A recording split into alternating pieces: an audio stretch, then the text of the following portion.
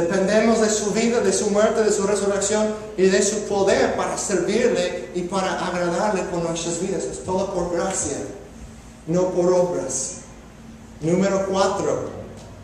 El Evangelio de gracia no solo nos salva, sino también nos capacita para servir a Dios. El Evangelio, en otras palabras, es para todos los días. El Evangelio de gracia no solo nos salva, sino también nos capacita para servir a Dios. Somos justificados por la gracia, declarados sin culpa ante los ojos de Dios por la gracia de Dios. Somos santificados y preparados y capacitados para las buenas obras por la gracia de Dios. Y somos glorificados finalmente en la presencia de Cristo por la gracia de Dios. Por eso no podemos jactarnos por ninguna cosa. Como Pablo dice en otro lugar, 1 Corintios 15, dice: yo he trabajado con más tenaz que cualquier de ustedes, cualquier de ellos. Pero no yo, sino la gracia de Dios que obra en mí. Por eso está escrito: el que se gloríe en ¿quién? En el Señor. Porque todo es por su gracia y por su poder. Él nos capacita, nos prepara para servirle a Él en su ministerio, en su misión. Necesitamos el Evangelio. Algunas personas tienen un concepto muy erróneo, que el Evangelio es información muy básica para los nuevos creyentes, para que una persona llegue a conocer a Cristo, y luego, después de ya conocer a Cristo para varios meses, ya no necesitas eso. Tienes que ir a cosas más profundas. Eso es una mentira. Es una confusión. El Evangelio es algo que necesitamos continuamente. Necesitamos estar recordando lo que Dios hizo por nosotros. Y esa gracia de Dios es algo que nos sigue capacitando y dando el poder para seguir sirviendo a Dios. No somos salvos por seguir a Dios, no somos salvos por servir a Dios. Pero la gracia de Dios que nos salva, que nos justifica, es la misma gracia que nos capacita para servir y para amar y para ir y proclamar el Evangelio, promover la obediencia a la fe entre todas las naciones, como dice aquí en el versículo 5. Entonces, nosotros podemos observar que la gracia de Dios es lo que nos da los dones para servir. Romanos 12, versículo 6, Pablo dice, creo que lo tienes ahí en tus notas, teniendo diferentes dones según la gracia que nos es dada. Entonces tenemos dones para servir a Dios, para servir a los demás, los unos a los otros, por la gracia que Dios nos ha dado. No es que somos salvos por la gracia, en la justificación, y leo, todo es por obras. Todo es por gracia. Es una gracia que produce fe, y una fe que produce obediencia, obras. Entonces hemos sido salvados para promover la obediencia, la fe entre todas las naciones. Todo es por fe. Les quiero decir eso. Pablo dice en Romanos 14, 23, todo lo que no proviene de fe es pecado. Servimos a Dios por la fe. Es imposible agradar a Dios sin fe. Entonces necesitamos todos los días decir: Señor, por tu gracia, dame fe hoy para servirte, para seguirte. Sin tu poder, sin tu fuerza, todo mi trabajo sería en vano. No quiero tratar de agradarte o servirte o avanzar tu reino o amar a mi esposa o cuidar a mis hijos o criar a mis hijos o ministrar a esas personas en mi trabajo o hablar con esos amigos de la escuela. No quiero hacer ninguna de esas cosas por mis propias fuerzas, en mis propios esfuerzos. Lo quiero hacer por tu gracia. Dame el poder para hacerlo. Y si lo hacemos por la gracia de Dios, ¿quién recibe la gloria? ¿Nosotros o Él? Él, ¿verdad? Si es por la fuerza de Dios que lo hacemos, Dios recibe la gloria. Eso es lo que dice la última parte del versículo 5. por amor a su nombre. En otras palabras, para la gloria del nombre de Dios. Para que su nombre sea engrandecido entre las naciones. Este concepto, esta frase, el versículo 5, dice, por medio de quien hemos recibido la gracia y el apostolado. Pablo está hablando de como un apóstol, y vamos a hablar un poquito más de eso próximo domingo, pero dice, esa misión para promover, ¿qué? La obediencia. ¿Promover qué? La obediencia a la fe entre todas las naciones por amor a su nombre. Eso es lo mismo que dice Mateo 28, versículos 18 a 20. ¿Recuerdan la gran comisión que Jesús dio a sus apóstoles, los discípulos, antes de ascender al cielo? Él dijo, toda autoridad en el cielo y en la tierra se me ha dado. Toda autoridad. Por tanto, vayan y hagan discípulos de todas las naciones, bautizándoles en el nombre del Padre y del Hijo y del Espíritu Santo. ¿Y qué más? Enseñándoles a obedecer todas las cosas que yo les he mandado. Entonces, hacer discípulos no solamente es hablarles de Jesús una vez, compartirles el Evangelio una vez y no dejarlos. Es enseñar a las personas acerca de Cristo y enseñarles a obedecer lo que Cristo nos ha mandado. Quiero que pongan atención para que puedan observar el ciclo de reproducción que debemos ver. Si realmente somos seguidores de Cristo, si realmente el Evangelio ha impactado nuestra vida, si realmente tú has en un momento puesto tu fe en Cristo, por la gracia de Dios, perteneces a Él, debe de ser por lo menos un deseo en tu corazón de hacer discípulos. No somos salvos por hacer discípulos, pero si somos salvos por la gracia de Dios, por medio de la fe, va a haber un deseo de obedecer lo que Cristo ha mandado. En el momento, al menudo que nosotros hayamos recibido esa instrucción, va a haber un deseo sobrenatural en nosotros de obedecer. No estoy diciendo que eres salvo por hacer discípulos, o si tú nunca has hecho un discípulo, que no eres salvo. No estoy diciendo eso. Lo que estoy diciendo es que si el deseo ni está ahí, examínate para asegurar que estás en la fe.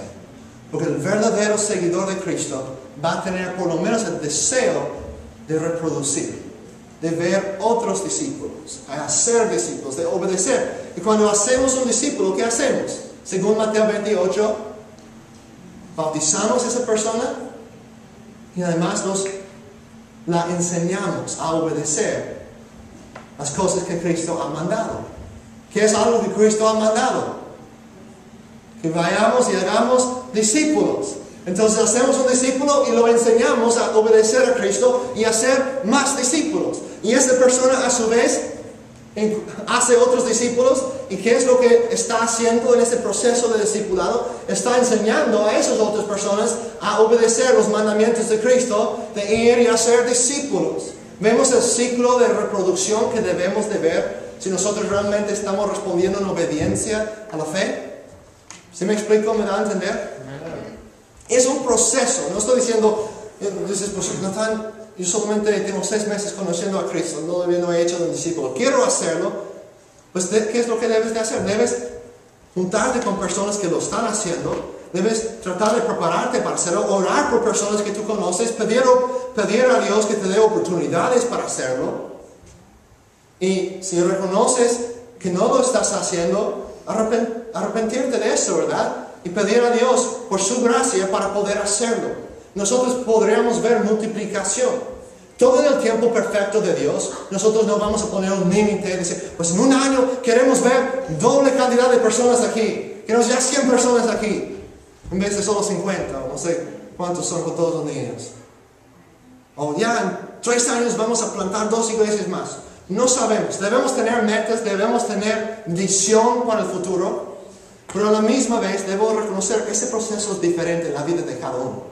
Y yo no voy a juzgar a ninguno de ustedes. Si te tarda más tiempo en hacer un discípulo, Nadie te va a juzgar. Lo importante es que estás trabajando en hacerlo, por la gracia de Dios. Por amor a su nombre entre todas las naciones. Romanos 15, lo tienen ahí en sus notas. Romanos 15, versículo 15, la segunda parte. Pablo dice algo muy semejante. Creo que la tenemos aquí en la pantalla también. Me he atrevido a hacerlo por causa de la gracia, otra vez, la gracia que Dios me dio para ser ministro de Cristo Jesús a las naciones, a los gentiles. Yo tengo el deber sacerdotal de proclamar como un ministro, guiando a otros a adorar, ¿verdad? Sacerdotal, de proclamar el Evangelio de Dios a fin de que los gentiles o todas las naciones lleguen a ser una ofrenda aceptable a Dios, santificada por el Espíritu Santo. Muy semejante lo que está diciendo ahí al final del libro con lo que él dice en el versículo 5, en el principio del libro. Un buen libro tiene el principio y el fin del libro deben poder tener sentido si quitas todo lo que está en medio. Y vemos que ese es el caso con el libro de Romanos. Bueno, eso es una gran misión que nosotros tenemos. Y para terminar, quiero compartirles una historia que leí en esta semana. Una historia que yo escuché como niño, pero esta semana estuve leyéndolo otra vez. Y me impactó y me animó. Quiero que sea de ánimo para ustedes también. Se trata de un hombre que se llamaba John G. Paton. John G. Paton. Es de John G. Paton. De Escocia. Vivió hace más de 150 años. Fue a ser misionero en las islas. Tuvo el deseo, el llamado de ir a ser misionero en las Islas Nuevas Hébridas, que ahora son la República de Vanuatu, al este de Australia y Nueva Zelanda, unas islas ahí en medio del sur Pacífico, en otras palabras. En los 1830, 2 misioneros habían salido de Britania, de Gran Bretaña, del Reino Unido, en aquel entonces Gran Bretaña. Habían salido y llegado a esa isla con el deseo de evangelizar a los nativos de esa isla. Al dejar su barco y llegar a la playa, dentro de unos minutos los nativos los habían matado, cocinado y comido. Los habían comido, eran caníbales los nativos de esa isla. Así que 20 años después, John Paton tiene el deseo de ir. Siente el llamado de Dios, que Dios, hay personas ahí en esas islas que tú quieres salvar, que están en rumbo al infierno. Y quiero ir y proclamar el Evangelio a esas personas. 20 años después de la muerte de esos 2 misioneros, él salió con su esposa, recién casado con Mary Ann Robson. John Paton salió hacia las Islas Nuevas Hébridas, donde se estableció una isla de Tanna, una isla no alcanzada por el cristianismo. En esta isla vivían unas tribus muy violentas, como ya mencionamos, ¿verdad?, que practicaban el canibalismo. Unos 4 meses después de llegar, en febrero de 1859, les nació su primer hijo, Peter. Solo habían sido casados como por unos 9, 10 meses. Nació su primer hijo, Peter. Y a poco más de un mes después, su esposa Mary se enfermó de fiebre tropical y murió. Unas semanas después, su pequeño hijo también murió. John los enterró antes de haber cumplido 1 año casado. Y habían sido casados por 1 año. Sin embargo, él decidió quedarse allí en la isla y no abandonar la obra misionera. Las tribus que vivían en la isla tenían prácticas muy violentas. Por ejemplo, cuando moría un hombre, mataban a la esposa para que ésta lo sirviera en la vida próxima. Y cuando había guerras o peleas entre ellos, los victoriosos cocinaban y comían a los perdedores. En muchas ocasiones, John estaba en peligro, Los nativos en varias ocasiones trataban de tomar su vida, amenazaron comerlo. En diferentes ocasiones él permaneció en esa isla por 4 años. Comenzó a hacer amistad con algunos allí, a aprender el idioma de los mismos. Diseñó una manera de escribir el idioma y utilizando una pequeña imprenta comenzó a reproducir algunos textos bíblicos en el idioma tananense. Luego de 4 años en Tana, en medio de una guerra entre diferentes tribus, uno de sus amigos tananenses, uno de sus nativos que había llegado a conocer a Cristo, durante esos 4 años muy pocos habían llegado a conocer a Cristo. Él fielmente permaneció ahí. A pesar de que se enfermó muchísimas veces, había perdido a su esposa, su hijo, a su esposa y a su hijo. A pesar de eso, él permaneció fiel, viendo muy pocos convertidos. Pero uno de sus amigos cananenses le advirtió que esa noche habían resuelto algunos de la tribu matarlo y comérselo. John escapó de su casa con su Biblia y con los escritos traducidos a tananense. En todo ese tiempo, John se apegó a las palabras de Jesús. He aquí, estaré contigo siempre. De Mateo 28, ¿verdad? Versículo 20. Y estaré con ustedes para siempre, hasta el fin del siglo. Luego él logró abordar un barco y salir eventualmente a Australia, y luego regresó a su tierra natal de Escocia, donde conoció y se casó con Margaret Whitecross. 2 años después, John y Margaret regresaron a las Islas Nuevas Hébridas, estableciéndose una misión en la isla Aniwa, una isla muy cerca a la otra isla de Tana, donde él había estado, donde encontraron tribus similares a los de la isla de Tana, pero donde vieron más resultado que en la previa. En Aniwa también aprendieron el idioma, establecieron 2 casas para huérfanos, les enseñaron a leer la Biblia, educaron a muchos en doctrina cristiana y enviaban a estos mismos a las otras tribus en otras islas a evangelizar. También ayudaron a muchas personas que tenían problemas médicos. Trajeron medicina a esas islas que las personas no habían tenido anteriormente. Entrenaron y prepararon a los mismos nativos para ir a otras islas a evangelizarlas. Ahí John y Margaret tuvieron varios hijos más, uno de los cuales cuando creció regresó a las Islas Nuevas Hébridas también como misionero. 33 años después de estar en Aniwa se publicó el Nuevo Testamento en el idioma aniwense. Después de 33 años en ese lugar. Los primeros 4 años él pasaba allí prácticamente solo. No estaba solo porque Dios estaba con él. Sufrió muchísimo. Perdió sus padres, dejó sus padres allí en Escocia, que amaba mucho, tenía una relación muy cercana con sus papás. Personas muy piadosas que oraban todos los días, que Dios levantaría uno de sus hijos para ir a alcanzar a las personas no alcanzadas. Y tenía un gran amor entre ellos. Él sacrificó esa relación, se fue a las islas para dedicar su vida a alcanzar a un grupo de personas. Fíjense en eso. A rescatar y compartir el evangelio con un grupo de personas que querían matarlo y comerlo, no querían escuchar su mensaje. Perdió a su esposa, perdió a su primer hijo, perdió, no lo dijo este artículo, pero también perdió otro hijo en un naufragio que tuvieron. Perdió mucho, sufrió mucho. ¿Por qué? ¿Por qué?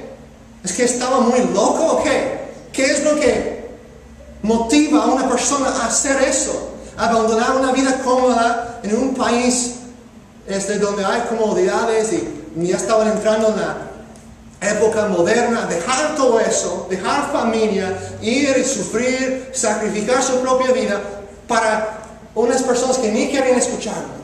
¿Qué sería su motivación? O él estaba loco o él comprendía el evangelio y estaba dispuesto a vivir conforme a esa convicción. Si nosotros realmente entendemos la grandeza de lo que Dios hizo, que Dios envió a su Hijo a venir como misionero y alcanzar a nosotros. Y como Jesús dice, como el Padre me envió a mí en Juan 17, orando a su Padre, dice, como tú me enviaste a mí, Padre, también les envío a ellos. Él nos envía a nosotros a ir y a ser discípulos. Si realmente entendemos la grandeza de lo que Cristo hizo en la cruz, podemos decir que lo que John Payton hizo realmente tiene mucho sentido. Tiene mucho sentido a la luz de lo que Dios ha hecho. Si realmente creemos en el Evangelio, no significa que todos vamos a ir a servir y trabajar con tribus aún no alcanzadas.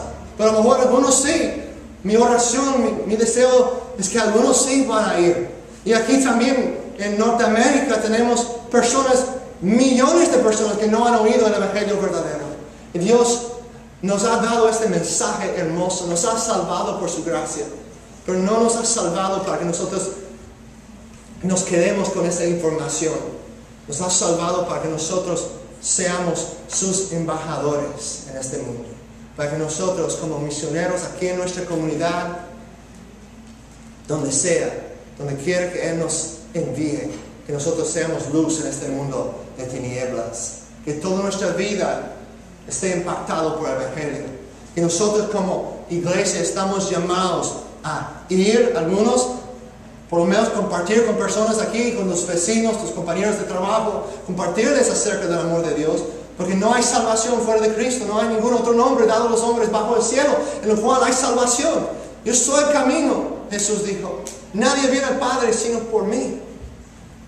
Tenemos esa responsabilidad de compartir, si vamos a otro lugar o aquí, de dar para las personas que sí van a ir, apoyar a aquellos que han dejado el trabajo aquí para ir a otros lados donde no pueden trabajar o sostenerse sin nuestro apoyo, de orar por ellos, de prepararnos para la obra que Dios tiene para nosotros, preparar a nuestros hijos también, orar por ellos, para que juntos podamos ser un ejército que Dios usa para su gloria, por amor a su nombre entre todas las naciones. Amén. Amén.